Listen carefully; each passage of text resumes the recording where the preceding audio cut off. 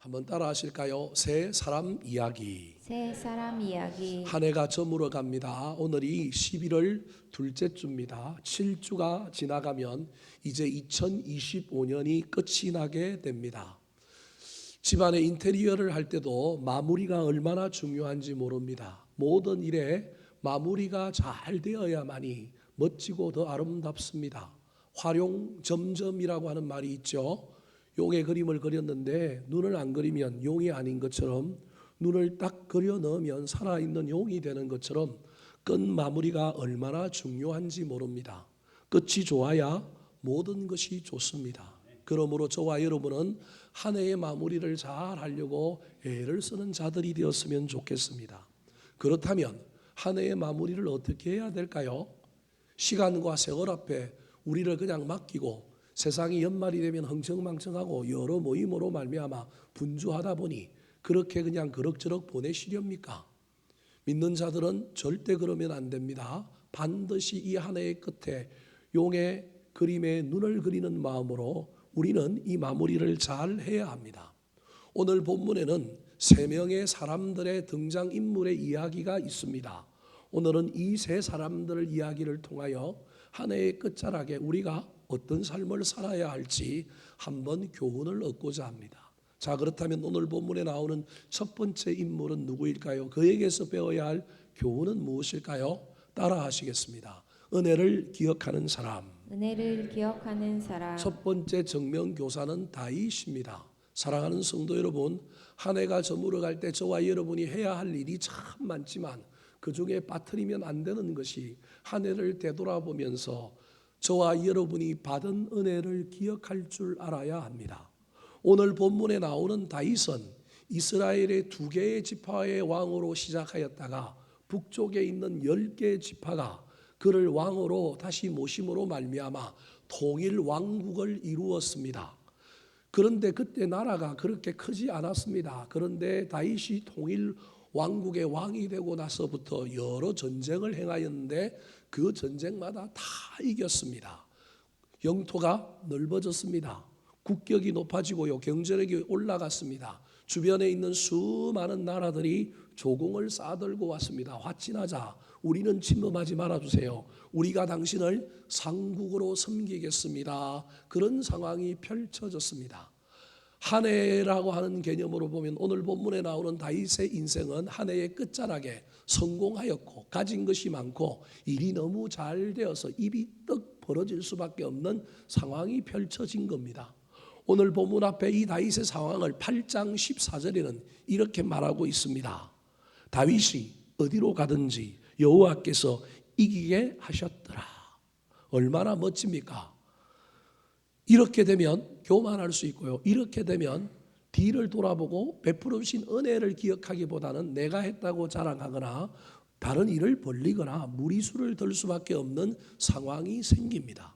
그래서 저와 여러분은 한 해의 연말 되면 반드시 뒤를 돌아보고 은혜를 기억하고 감사해야 합니다. 비록 다윗처럼 성공하지 못하고 우리 인생에 실수와 실패가 많을지라도 그 실수와 실패를 역전시킬 수 있는 것은 그 상황 가운데서도 저와 여러분이 은혜를 발견하고 기억할 때 바뀔 수 있습니다.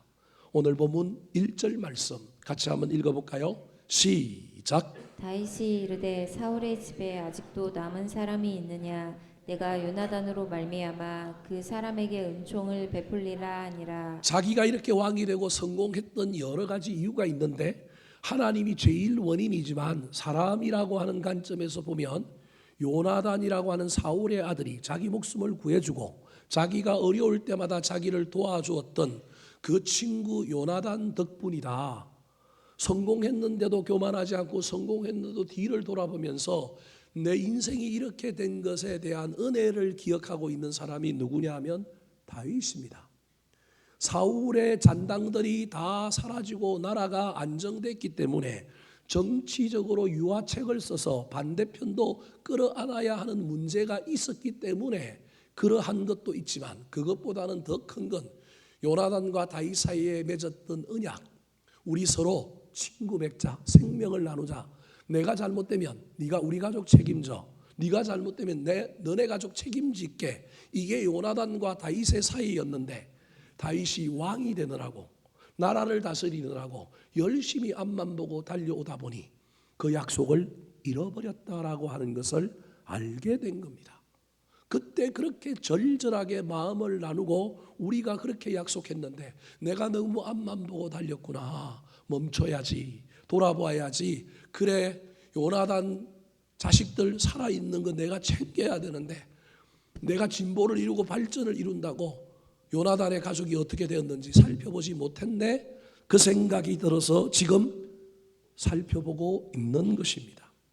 사랑하는 성도 여러분, 이 한 해의 연말의 끝자락에 저와 여러분이 반드시 잊지 말고 해야 될 일들이 바로 은혜를 기억하는 겁니다. 특별히 하나님과의 관계에서 위로 하나님께 우리 주님께서 베풀어 주신 은혜가 무엇인지를 깨닫고 그 은혜를 살펴보고 내려주신 복을 세워보고 우리 하나님 앞에 감사할 수 있었으면 좋겠습니다.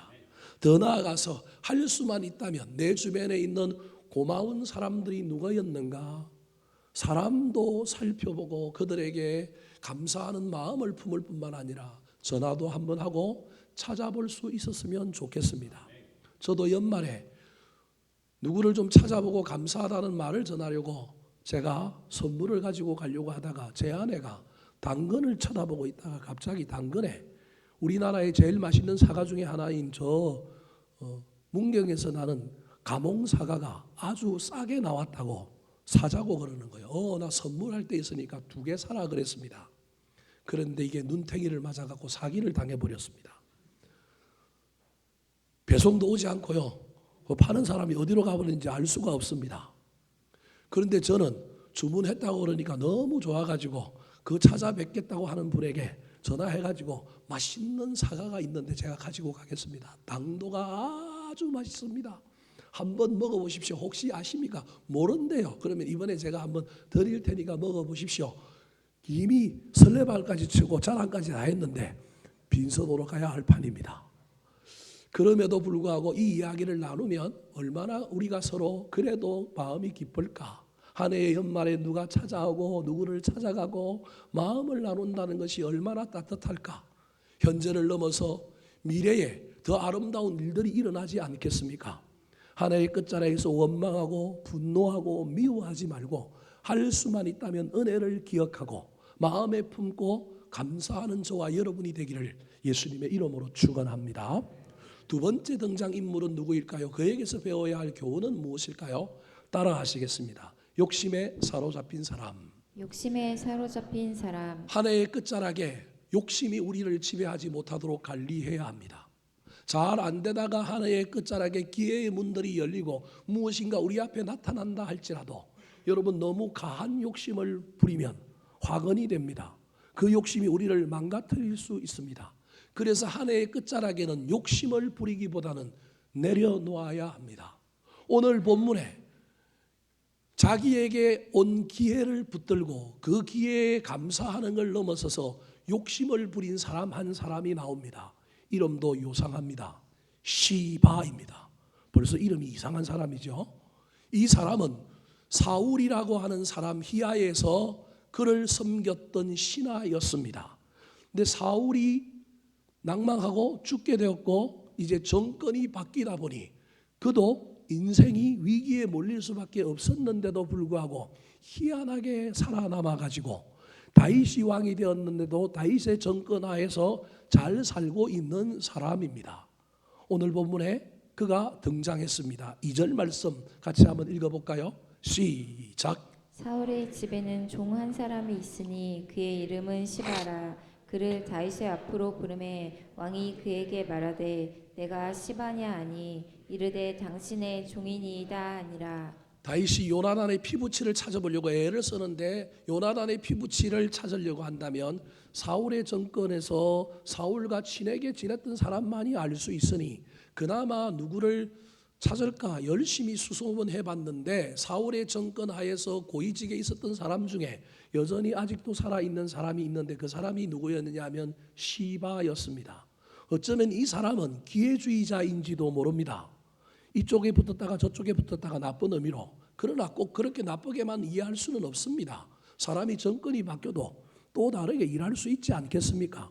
여하튼 시바는 사울의 신하였는데 살아남아서 다윗의 휘하에 있습니다. 그래서 다윗이 이 시바를 불렀는데 이 시바가 언변술이 얼마나 능하냐 하면 다윗을 딱 보자마자 얼굴을 싹 바꾸고 뭐라고 이야기합니까? 당신의 종이니이다. 나는 사울의 종이 아니고 이제 누구의 종이라고요? 당신의 종입니다. 죽일까 봐 혹시 모르는 위험 때문에 그 위험을 예방하고자 이 다윗 앞에 선 시바가 자기를 소개하기를 난 사울하고 상관없습니다. 난 사울의 신하가 아니라 당신의 신하입니다라고 이야기합니다. 이 이야기 속에서 그가 그냥 립서비스로 거짓말로 사울의 신하였다는 걸 부정하고 그냥 아첨하는 마음으로 당신의 신하입니다라고 하는 말일 수도 있지만 어쩌면 여러분 그가 지금 다윗의 정권에서 좀 두드러지지 않는 자리, 좀 말단 자리에서 여전히 지금 뭘 먹고 있느냐 하면 다윗의 녹을 먹고 있는 다윗의 정부의 어떤 한 자리를 맡고 있는 사람일 수도 있습니다. 그렇게 해석할 수 있는 이유가 9절과 10절에 나옵니다. 자, 9절과 10절 말씀 같이 한번 읽어볼까요? 시작. 왕이 사울의 시종 시바를 불러 그에게 이르되 사울과 그의 온 집에 속한 것은 내가 다 내 주인의 아들에게 주었노니 너와 내 아들들과 내 종들은 그를 위하여 땅을 갈고 거두어 내 주인의 아들에게 양식을 대주어 먹게 하라. 그러나 내 주인의 아들 무비보셋은 항상 내 sak에서 떡을 먹으리라 아니라 시바는 아들이 15명이요 종이 20명이라. 저 화면을 그대로 두시기 바랍니다. 자, 다윗이 시바를 통하여 머비보셋이라고 하는 요나단의 아들이 있다는 걸 알게 되었습니다. 그리고 그 아들을 불러서 만나고 난 다음에 그 아들이 쩔뚝발이 다리를 쓰지 못하는 장애인이니까 그 아들을 도와줄 사람으로 누구를 점을 찍었느냐 하면 시바를 점을 찍은 겁니다.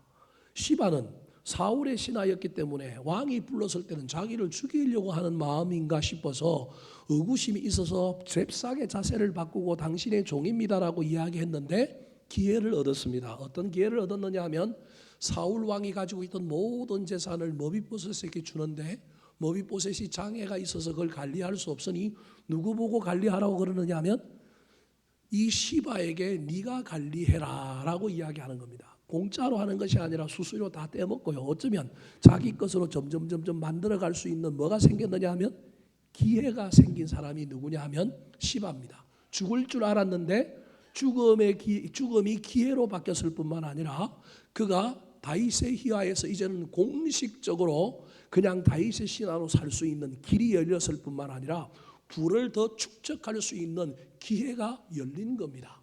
여러분 이때 저와 여러분이 조심해야 될 것은 욕심 부리면 안 됩니다. 주신 기회 앞에 감사하고 주신 기회 앞에 저와 여러분이 조금은 겸손하게 굴어야 합니다. 10절에 보면 이 시바가 이미 부자였다라는 것을 알려줍니다. 시바는 아들이 몇 명이라고요? 15명. 종이 몇 명이라고요? 20명. 고대 세계에서 고대 사회에서 자녀의 수는 복의 상징입니다. 재산입니다. 아들이 15이면 저건 어떤 의미가 있느냐 하면 한 엄마 배에서 15이 나올 수가 없어요. 뭐 그럴 수 없다는 건 아니지만 쉽지가 않아요. 그러면 첩을 뒀다는 거거든요. 그 말은 고대에서 여인을 드리는 건 지참금을 주고 데리고 와야 돼요. 그건 재산이 있어야만이 하는 거지 돈 없는 사람이 할 수 있는 일이 아니에요. 그러니까 시바가 아내를 많이 둘 정도로 지참금을 주고 여인들을 많이 데리고 와서 그때 고대 사회는 아들이 꼴 고동육이고 재산이니까 부인을 많이 둔다는 건 오늘날 윤리적인 기준으로 이야기할 게 아니라 그 당시에는 부의 상징인 거예요. 아이가 많으면 부자한단 말이에요. 근데 아이만 많은 게 아니라 종도 몇 명이라고요? 20명이라는 거 얼마나 부자예요. 그러면 지금 현재 부자예요. 근데 부자인데다가 기회의 문이 더 열려서 이제 사울의 집안의 재산을 관리하면서 거기서 수수료도 먹고 뭐도 좀 하면서 더 부자가 될 길이 지금 누구 앞에 열렸느냐 하면 시바에게 열린 거예요. 어쩌면 시바가 축적해 놓았던 저 부와 재산은 누구 때 그가 축적했을 가능성이 많으냐 하면 사울 왕 때 모았을 가능성이 훨씬 많은 거예요. 그 말은 사울에게 분명히 은혜를 입었기 때문에, 그리고 다윗이 지금 요나단의 피부치를 찾는다고 할 때 시바를 불렀다는 건, 시바는 사울의 가문에 흩어진 사람들의 동향, 그들이 어디 사는지 어떻게 사는지를 다 뭐하고 있는 거예요? 알고 있는 사람이에요. 그러면 인지상정, 정권이 바뀌어서 위험하기는 하지만 그래도 내가 섬겼던 주군의 가족들을 내가 부자라고 한다면 도와야 돼요? 안 도와야 돼요? 도와야 되지 않겠습니까? 직접적으로는 돕지 못하더라도 은근슬쩍이라도 도와야 되잖아요. 왜? 재산이 많으니까. 그런데 알고만 있지 돕지 않은 사람이 누구예요? 시바인 거예요. 그러므로 다윗의 입장에서는 사울의 신하였고, 그러므로 이 친구는 성정이 좋지 않은 사람이니 벌을 줘야 됨에도 불구하고 자기가 찾는 피부치에 대한 정보를 줬기 때문에 살려둘 뿐만 아니라 그에게 기회의 문을 더 열어준 겁니다. 그러면 시바 입장에서는 감사해야 되지 않겠습니까? 이때라도 정신을 차려서 내가 머비보셋의 제사를 관리하면서 거기에 빨대를 꼽고 뭘 빼먹는 것보다는 내가 가지고 있는 재산으로 사울의 후손들을 내가 잘 돌봐야지. 죽을 고비를 넘기게 해주셨네. 더 잘 살 수 있는 기회를 주셨네. 그러면서 이 기회 속에서 좀 더 나누고 베푸는 삶으로 전환을 해야 하지 않겠습니까? 그런데 사람이 기회를 얻고 나면 뭐가 생긴다고요? 욕심이 생기는 겁니다. 사랑하는 성도 여러분, 연말에 저와 여러분에게 좋은 일들이 생길 때 할 수만 있다면 연말에는 욕심을 품지 말고 조금 내려놓았으면 좋겠습니다. 조금 간대했으면 좋겠습니다. 분명히 기회를 얻었는데 이 기회에 감사하지 않고 도리어 욕심을 부리는 이 시바가 어떤 일을 펼칠까요? 시간이 좀 지나고 난 다음에 다윗 왕의 아들 압살롬이 반역을 일으킵니다. 그래서 다윗이 머리를 풀어헤치고 버선발로 성전 왕궁 북쪽에 있는 임시문을 통과해서 저 이스라엘 북쪽 쪽으로 도망을 갑니다. 저 북쪽에 요단 동편에 머나세 지파가 살았던 지역에 마하나임이라고 하는 곳이 있는데, 여기가 어디냐 하면 야곱이 형을 피하여 도망을 갔다가 돌아올 때 야복강에서 기도하기 직전에 누굴 만나느냐 하면 하나님의 군대를 만나는 장소가 어디냐면 마하나임이고, 거기서 조금만 가면 어디냐면 야복강입니다. 그러니까 저 북쪽의 야복강 근처에 있는 마하나임이라고 하는 곳까지 도망을 간 거예요. 얼마나 급했으면. 여러분, 예루살렘은 이스라엘 국토의 중남부에 해당됩니다. 우리나라로 치면 저 김천쯤에 해당되는데 지금 어디로 도망갔느냐 하면 여러분 속초 양양으로 도망을 간 겁니다. 엄청나게 겁나게 도망을 갔습니다. 근데 이 도망가는 이 다윗에게 누가 찾아왔느냐 하면 시바가 찾아왔습니다.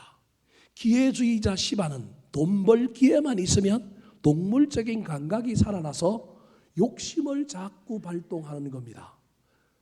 다윗에게 막 먹을 것을 싸들고 와가지고 도망가는 다윗에게 찾아와서 이렇게 이야기합니다. 뭘 싸들고 왔느냐 하면요, 엄청난 걸 싸들고 왔는데 그가 싸들고 온 것이 나귀 2마리에 떡 200개를 싣고 오고요, 건포도 말린 거 100송이를 싣고 오고요, 여름 과일 100개를 가지고 오고요, 포도주를 물에 해당되는 건데 2가죽 부대를 싣고 옵니다. 전혀 예상치 않은 시바의 방문에 다윗이 놀랐습니다. 뭐라고 다윗이 물었을까요?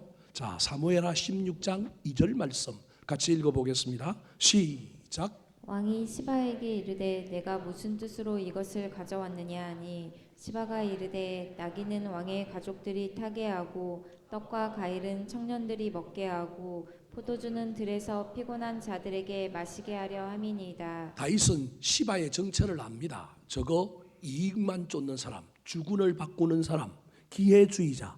그래서 갑자기 나타난, 자기가 끈이 떨어졌잖아요. 그래서 지금 도망다니는데 도망다니는 자기를 찾아온 건 이건 이게 시바의 원래 작전이 아닌데 찾아왔단 말이에요. 그래서 의심을 가지고 네가 무슨 뜻으로 이걸 가져왔느냐라고 묻는 겁니다. 근데 시바는 주판알을 탁 해본 거예요. 누가 이길까? 압살롬이 이길까? 다윗이 이길까? 주판을 튕겨본 결과 누가 이긴다는 거예요? 다윗이 이긴다. 이번 기회를 잡아서 투자해야 되겠다. 그래서 저 주판을 튕기고 난 다음에 끈 떨어져 보이는 도망가는 다윗에게 도리어 찾아온 겁니다. 선한 마음으로 구제하고 도우려고 하는 게 아니라 지금 시바가 하고 있는 건 투자입니다. 사랑하는 성도 여러분, 저와 여러분이 누군가를 돕고 섬길 때 투자하면 안 됩니다. 투자는 욕심과 연결되어서 반드시 망하게 되어 있습니다.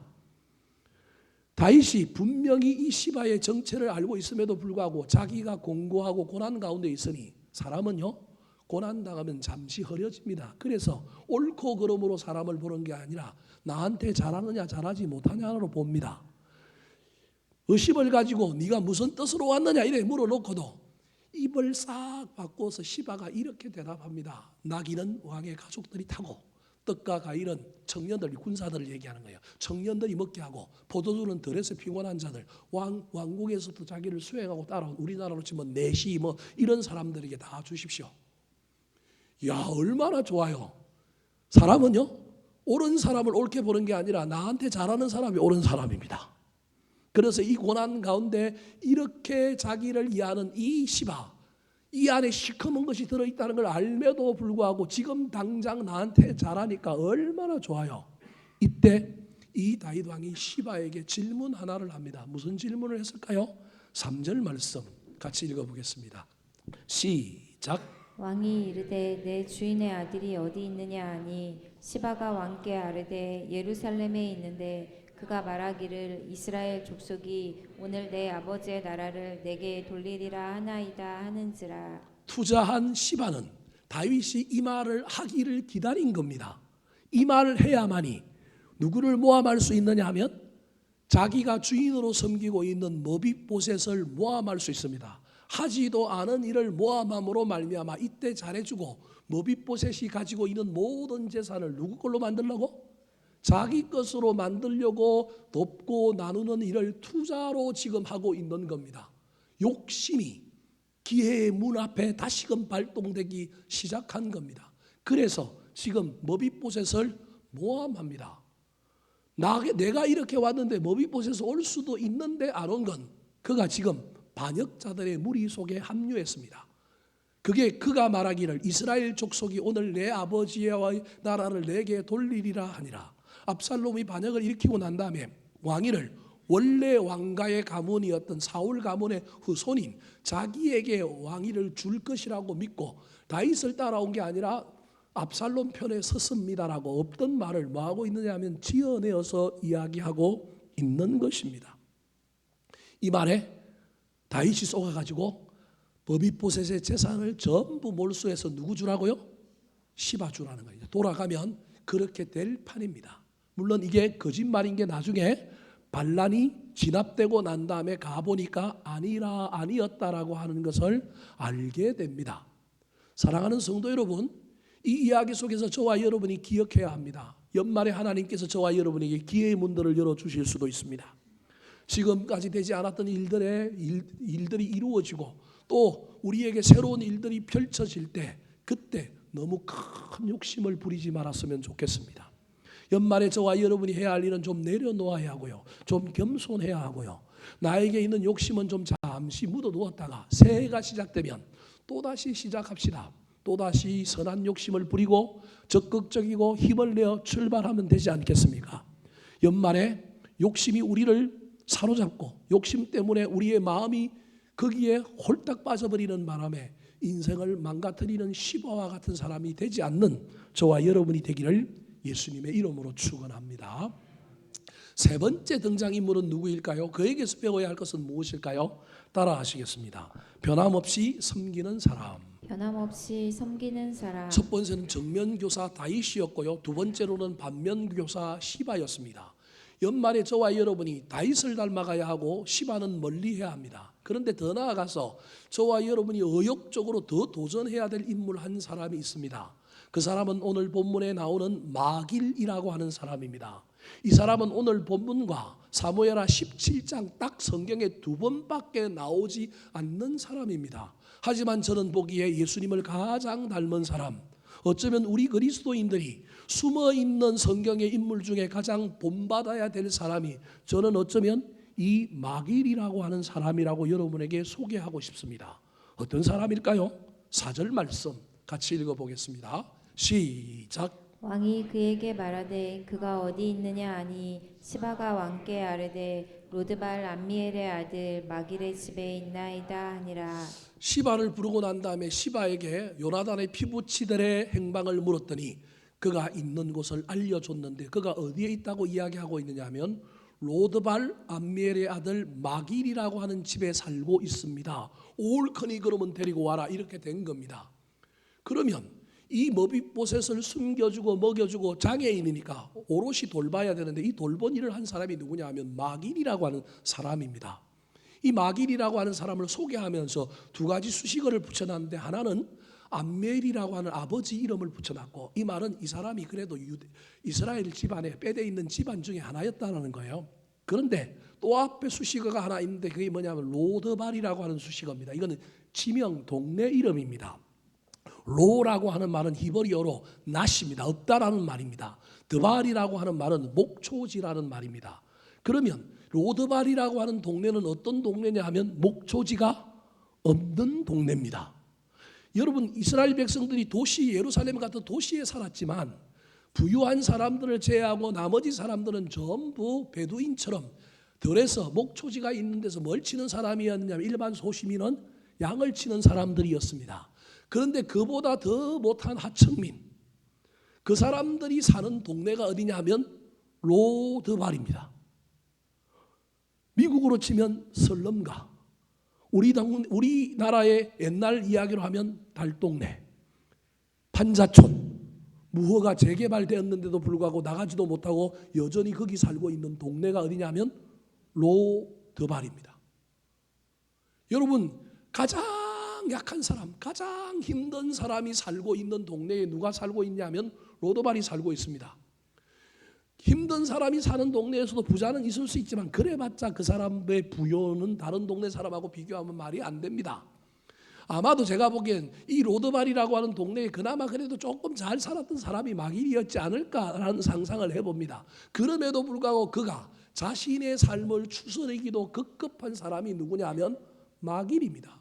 근데 이 마길에게 누가 찾아왔느냐 하면 다리를 쓰지 못하는 요나단의 아들 머비보셋이 찾아왔습니다. 그런데 그를 받아주어서 객 식구가 하나 늘어났는데 자기의 삶을 살아내기도 힘든 이 마길이 성한 사람이면 노동력이라도 부려먹으면서 밥이라도 먹이고 데리고 있을 수 있는데 오롯이 온전히 돌봐야 되는 장애인 하나가 자기 집으로 돌아왔는데 내 코가 석자인데 이 사람을 데리고 있는 사람이 누구라고요? 마길입니다. 여러분, 이 사람이 마길이라니까요. 얼마나 대단한 사람인지 모릅니다. 왜 이럴까요? 이 사람이 성경은 이야기하고 있지 않기 때문에 추측으로는 이렇게 이야기할 수 있습니다. 마길이 옛날에 사울의 신하였거나 사울에게 도움을 입었다가 쫄딱 망해갖고 지금 로드발에 살고 있기 때문에 그 인연이 있어서 지금 요나단의 아들을 받아주고 있다. 은혜를 갚으려고. 알 수는 없습니다. 제가 보기엔 사울하고 관련이 있다기보다는 이 사람은 천성적으로 자기의 처한 상황과 환경과 상관없이 내 품으로 돌아오는 사람은 내가 할 수 있는 범위 내에서 나는 섬긴다, 나는 돕는다. 그게 누구냐 하면 마길이라고 하는 사람이라는 생각이 듭니다. 사랑하는 성도 여러분, 저와 여러분이 살아감에 있어서 우리가 수많은 삶을 삽니다. 저 또한도 내가 좀 편해지고 내가 좀 나으면 도우리라. 그런데 마길은 그런 사람이 아닙니다. 있는 곳에서, 부러진 곳에서 자기의 처지와 상황과 상관없이 누군가가 나한테 찾아오는데 그 사람이 가장 약자라고 한다면, 그 사람과 비교해서 내가 조금이라도 나은 것이 있다고 한다면 하나님은 그를 나에게 붙여주셨지, 나는 그를 도와야지. 어쩌면 이런 사람이 마길입니다. 저도 목사가 되어서 교회를 운영하면 여기저기서 도와달라고 하는 데가 참 많습니다. 이제 한국 교회가 어려워서 도와달라고 하는데 다 도울 수도 없습니다. 저도 우편물하고 쌓이는 게 엄청 많습니다. 연말만 되면 고민합니다. 이걸 어떻게 처리할까? 내년에 누구를 좀 도와줄까? 어떻게 해야 도와줄까? 늘 저는 이것과 실험합니다. 3년, 4년 계속 오면 이건 도와야 된다는 사명감 때문에 애를 써봅니다. 도울 때도요, 돕다 보면 늘 이런 마음이 듭니다. 어떤 마음이 들어요?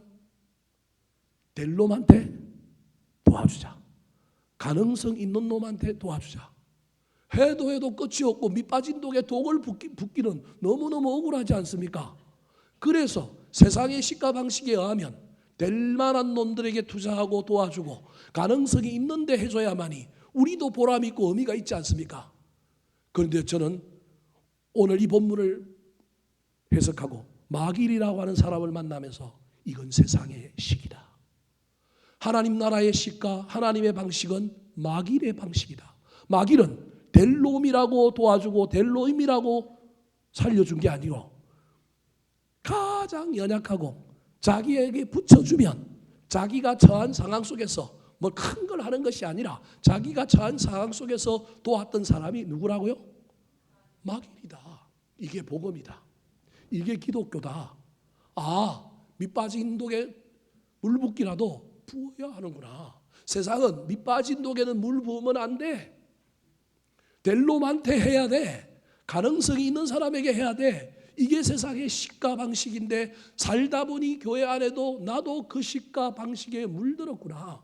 그런데 마길이라고 하는 이 사람은 로드발, 목초지가 없는 곳에서 사는데 정상인도 아니고 장애인이 돌아왔는데 이유는 알 수 없지만 그럼에도 불구하고 이유와 상관없이 그는 그 사람을 뭐하고 있다고요? 돕고 있는 거예요. 자기의 삶 안으로 그 사람을 받아들이고 그걸 돌리고 있는 거예요. 근데 그걸 누가 알고 있냐면 아들이 15이고 종이 20명인 시바는 알고 있는데 도와요? 안 도와요? 안 도와요. 이게 어쩌면 우리의 모습일 수도 있다는 거예요. 시바보다 못한데도 불구하고 받아들이고 돕는 마길이 있는가 하면 훨씬 더 도울 수 있고 가진 것도 많은데 알고만 있고 뭐하지 않는 사람이 있을 수 있다고요? 돕지 않는 사람이 있을 수 있다는 거예요. 시바가 욕심을 부렸던 이야기 속에 누구도 등장하느냐 하면 신기하게도 마길이 등장해요. 그래서 어쩌면 이 시바와 마길은 동시에 우리에게 하나님께서 너 어느 길을 걸어갈래라고 묻는 세상의 시가 방식을 따라 출세와 욕심과 권력을 향하여 달려가야 하는 시바와의 모습과 마길의 모습을 우리에게 비교하고 있는지도 몰라요. 압살롬의 반역을 피하여 도망갔던 다윗에게 시바가 나타났던 것처럼 여러분 이 다윗에게 또 누가 나타나느냐 하면 오늘 본문의 주인공인 마길이 두 번째로 나타나요. 그리고 성경에 마길이라고 하는 이름이 사라져버려요. 언제 나타났느냐 하면 이 마하나임이라고 하는 곳에 이 시바가 물러가고 난 다음에 더 조금 더 전진하여 더 피하여 도망갔던 이 다윗에게 세 사람의 그 지역에 있는 사람들이 찾아옵니다. 자, 사무엘하 17장 27절에 두 번째 마길의 이야기가 등장합니다. 같이 읽어볼까요? 시작. 다윗이 마하나임에 이르렀을 때에 암몬 족속에게 속한 라빠 사람 나하스의 아들 소비와 로데발 사람 암미엘의 아들 마길과 로글립 길리앗 사람 바르실레가 소비 마길 바르실레라고 하는 사람이 피난 온 다윗에게 찾아와서 이 시바가 했던 것과 달리 시바는 투자였지만 이 사람들은 아주 진짜 조건 없이 사랑을 베푸는 이야기가 등장할 때 마길이 같이 옵니다. 여기 왜 마길이 왔을까요? 아마도 마길이 살았던 지역이 이 다윗이 피난 온 지역하고 가까운 데였을 뿐만 아니라 여러분 저 바르실레라고 하는 사람 앞에 뭐라고 이야기하냐면 로글림 길르앗 사람, 이 길르앗이라고 하는 지명은 므낫세 지파의 상징 동네입니다.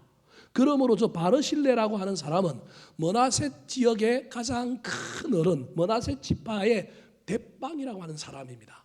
이 바르실레가 아주 인격이 대단하고 영향력이 대단한 사람인데요.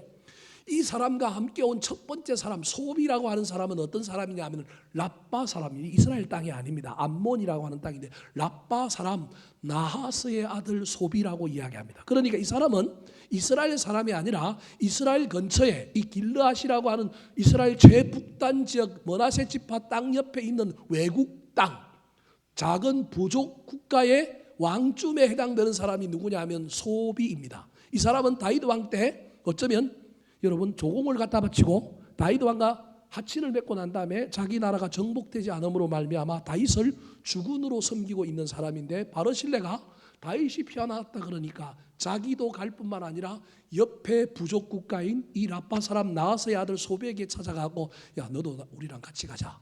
근데 이건 정치적으로는 위험합니다. 누가 이길지 모릅니다. 압살롬이 이길지 다윗이 이길지 모르는 상황 속에서 다윗의 편을 들다가 압살롬이 완전히 왕이 되고 나면 이 사람들은 전부 숙청 대상이 되는 겁니다. 시바처럼 계산기 두드려갖고 누가 이긴다? 다윗이 이긴다라고 결론 내리고 온 게 아니라 이 사람들은 다윗이 지든 이기든지 간에 다윗에게 뭘 줘야 된다고요? 도움을 줘야 된다고 찾아온 사람인 거예요. 근데 여기에 로드발이라고 하는 목초지도 없는 가장 열악한 땅에 살고 있는 마길이라고 하는 사람이 같이 옵니다. 제가 보기엔 마길이 바르실레에게 나도 좀 같이 갑시다라고 한 것 같은 뉘앙스가 있습니다. 마길은 저기 낄 수 있는 체급이 아닙니다. 그럼에도 불구하고 마길은 아마도 이런 마음이 있었던 것 같습니다. 내가 연약한 머비보셋을 도왔는데 그 머비보셋을 데려가서 그 머비보셋을 왕자처럼 밥상 위에서 먹게 해준 다윗 왕. 이 사람 괜찮은 사람인데 이 사람이 내가 살고 있는 동네에 피난와서 약자로 왔다고 한다면 내가 뭐 해야지? 도와야지. 이 사람은 천성적으로 자기 영역 안에 누가 돌아오면 자기가 할 수 있는 범위 내에서 뭐 빚을 내고 이런 건 아니고 자기가 할 수 있는 범위 내에서 그는 돕는 사람이 누구냐면 마길. 이름도 없이 빚도 없이 변함없이 예전에도 도왔고 지금도 도왔고 투자 가능성이 있고 복을 받을 수 있고 역전될 수 있을 수도 없는 게 아니라 약자라고 한다면 지금 현재 그가 옛날에는 왕일지라도 지금은 거지잖아요. 다윗 왕이 지금은 난민이잖아요. 그러면 내가 도와야지. 내 영역 안으로 들어와서 간다면 도와야지. 그래서 어쩌면 이 마길이 바르실레에게 찾아가서 나도 같이 좀 가서 왕에게 도왔으면 좋겠습니다. 나는 적지만 작은 거라도 보태겠습니다 하고 같이 온 사람.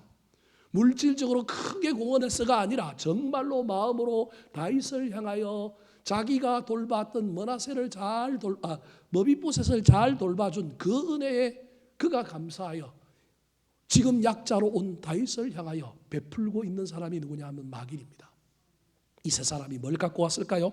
28절과 29절 말씀 시작. 침상과 대야 질그릇과 밀과 보리와 밀가루와 볶은 곡식과 콩과 팥과 볶은 녹두와 꿀과 버터와 양과 치즈를 가져다가 다윗과 그와 함께한 백성에게 먹게 하였으니 이는 그들 생각에 백성이 들에서 시장하고 고나고 목마르겠다 함이더라. 많은 걸 갖고 온 중에 제가 보기엔 하나 아니면 작은 것을 누가 갖고 왔을 가능성이 많으냐 하면 마길이 갖고 왔을 가능성이 많습니다. 28절에 보면 뭘 갖고 왔냐? 침상을 갖고 옵니다. 침상. 오늘날 좀 얕은 침대, 라꾸라꾸 침대까지 갖고 왔어요. 왕은 침대에서 좀 편하게 주무십시오. 그런 말로 갖고. 세수도 좀 하시라고 뭐도 갖고 와요? 대야도 갖고 오는 거예요. 먹을 것 밀, 보리, 밀가루, 볶은 것이 막 이런 걸 갖고 오는데 저 중에 한 품목 아니면 두 품목 정도 자기한테 있는 양 정도만 갖고 합류한 사람이 누구냐 하면 마길일 것이다. 그는 능력이 되지 않으니 그냥 바르실레와 소비에게 자기도 가서 나도 마음을 전해야 되겠다. 훗날 다윗이 이 압살롬의 난을 평정하고 갈 때 얼마나 고마웠는지 바르실레에게 당신 나랑 가서 정치하자. 나랑 예루살렘에 올라가서 나라 다스리자. 일종의 국무총리직을 제안합니다. 근데 바르실레가 간대요, 안 간대요?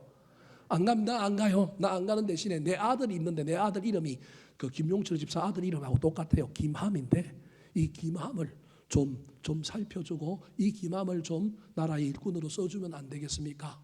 바르실레가 참 괜찮은 사람인데 이 사람과 함께 찾아온 사람이 누구냐 하면 마길이라는 거예요.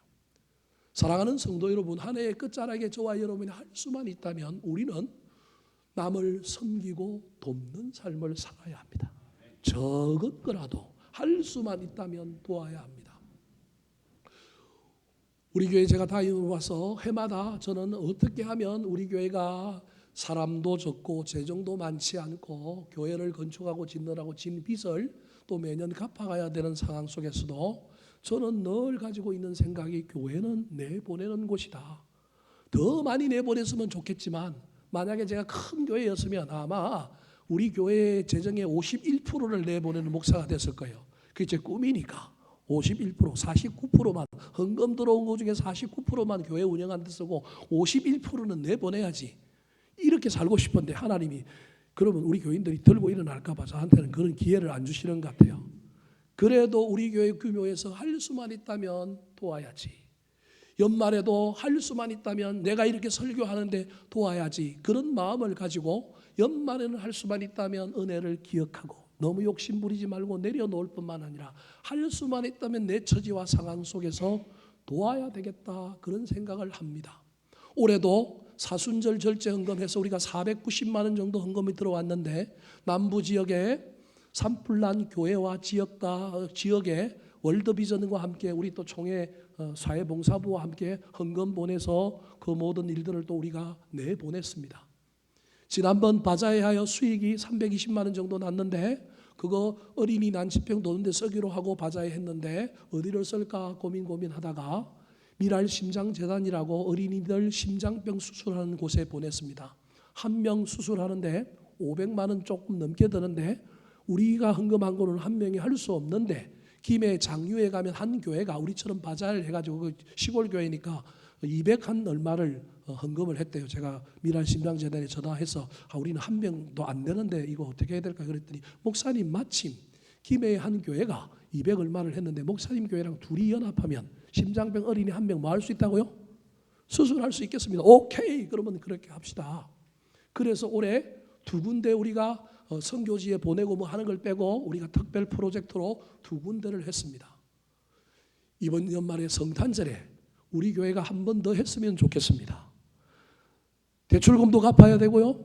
우리 교회도 쉽지 않지만 그래도 연말에 교회가 하나님께서 주신 은혜가 있다고 한다면 조금이라도 나눠야 하지 않을까 생각을 합니다. 제가 2주 전에 어떤 목사님이 찾아와가지고 갑자기 저를 데리고 곤지암으로 갔습니다. 곤지암에 가서 갑자기 저한테 목장갑을 빨간 코팅되어 있는 목장갑을 주면서 끼라고 그러더니만 저를 일을 시켰습니다.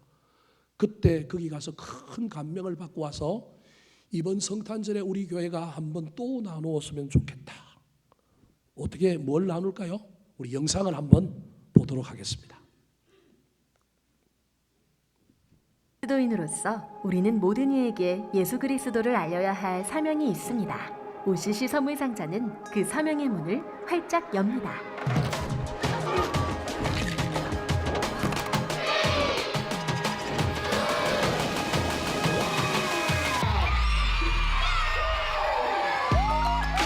선물 받는 기쁨, 복음을 듣는 기회. 사마리안 퍼스의 오퍼레이션 크리스마스 차일드는 어린이와 가족, 지역사회를 하나님의 품으로 인도하고 있습니다. Every box is an opportunity for a child to hear God loves them. 세계 곳곳에서 열리는 어린이 전도 집회. 아이들은 이해하기 쉽게 예수님의 이야기를 듣고 하나님의 사랑이 가득 담긴 OCC 선물 상자를 받습니다. OCC 선물 상자를 준비하는 이 시간은 바로 세계 선교의 시작입니다.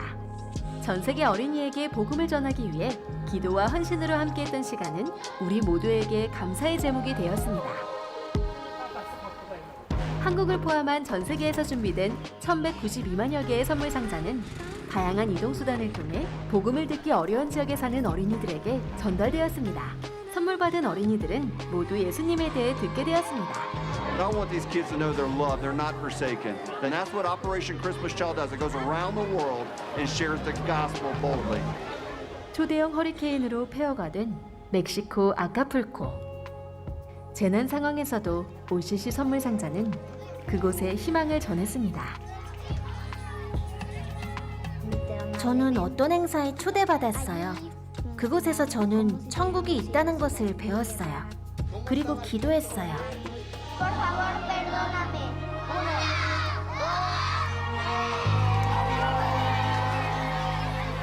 아카풀코 사람들에게 OCC 선물 상자는 풍랑 뒤에 나타난 무지개 같았습니다. OCC 선물 상자를 받은 어린이들은 12가로 구성된 제자 양육 과정인 가장 위대한 여정에 초대됩니다. 어린이들은 이 시간을 통해 예수님의 제자로 성장하고 가족과 친구들에게 복음을 전하기 시작합니다. Mom has this Through the Greatest Journey class, I know who Jesus Christ is. I want the world to know He is the one who came and died for our sins.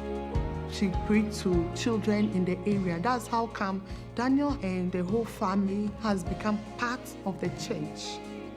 Within a year, we have grown massively into a huge church.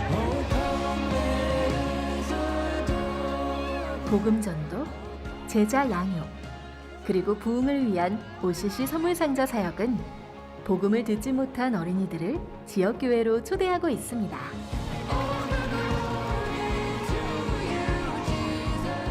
OCC 선물 상자를 통해 복음을 들은 어린이들은 그리스도의 사랑을 들고 가족과 이웃, 세상으로 나아갑니다. 모든 사람이 예수님께 돌아오는 그날까지 OCC 선물 상자의 여정은 멈추지 않습니다.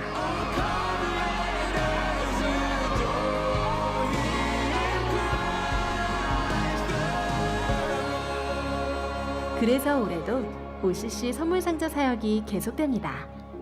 아직 예수님을 모르는 전 세계 어린이들을 위해 기도로 선물을 준비해 주세요. 자세한 내용은 사마리안 퍼스 홈페이지에서 확인하실 수 있습니다.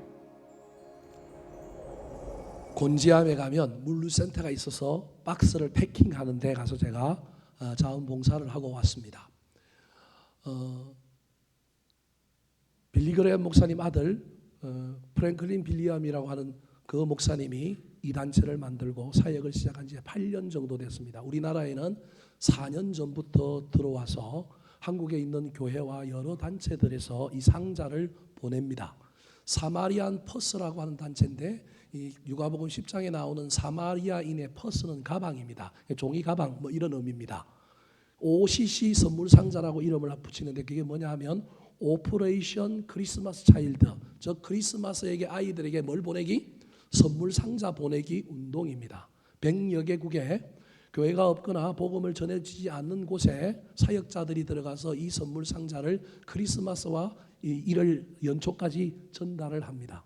어떻게 진행되느냐 하면 교회와 학교 뭐 이런 단체들이 이 박스를 먼저 요청을 하면 이 단체에서 박스를 보내줍니다. 그러면 그 박스에 각자가 개인이 아이에게 선물하고 싶은 내용을 그 안에 담아서 패킹을 해서 보내면 그 단체에서 이걸 또 현지의 세계 각국으로 보내는 겁니다. 근데 문제는 이렇게 패킹해서 오면 의미는 있는데 그걸 다 검수를 해야 됩니다. 상하는 것이 있는지 없는지, 그 다음에 못 보내는 것이 들어가 있는 것은 아닌지, 혹시 유해 물품, 우리로 치면 카드뮴 뭐 이런 것이 검출되는 건 없는지 검수해야 됩니다. 그래서 이미 11월 초부터 이 박스가 우리나라의 전역에 깔렸고 이 박스에 물품을 보내온 것이 있어서 제가 그날 가서 그 검수한 겁니다.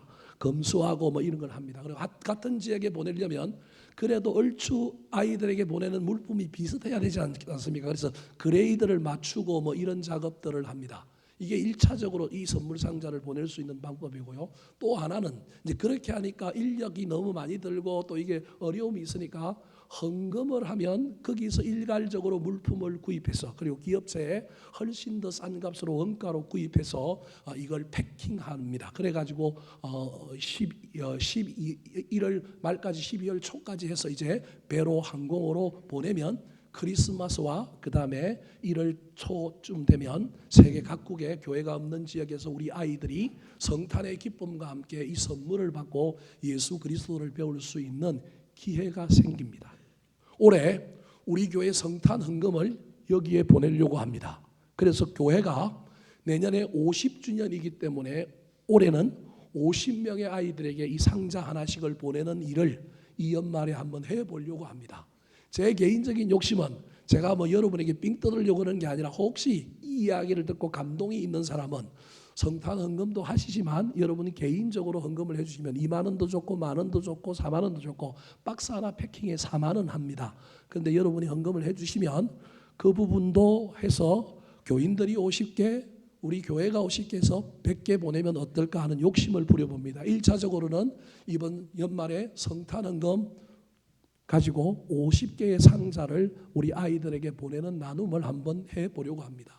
이 일에 동참하지 않아도 좋습니다. 여러분 꼭 동참하라는 얘기가 아니라 연말에 교회가 나누는 삶을 살려고 한다는 걸 여러분에게 말씀드리면서 여러분에게도 꼭 이 일이 아니더라도 연말이 되면 멈추어서 은혜를 기억하고 감사할 뿐만 아니라 너무 욕심 부리려고 하지 말고 내려놓고 간대할 뿐만 아니라 할 수만 있다면 내가 할 수 있는 범위 내에서 저와 여러분이 누군가와 관계를 맺고 누군가에게 사랑을 전하는 것, 이것이 그리스도의 복음이요, 이것이 우리의 믿음의 내용이지 않겠습니까? 그 삶을 행하는 사람에게 하나님께서 한 해의 마무리를 어떻게 해주시고 또 새해를 어떻게 열어가게 해주시는 것인지를 배우고 간증할 수 있는 저와 여러분이 되기를 예수님의 이름으로 축원합니다. 한번 따라 하실까요? 새 사람 이야기. 새 사람 이야기. 은혜를 기억하는 사람. 은혜를 기억하는 사람. 욕심에 사로잡힌 사람. 욕심에 사로잡힌 사람. 변함없이 섬기는 사람. 변함없이 섬기는 사람.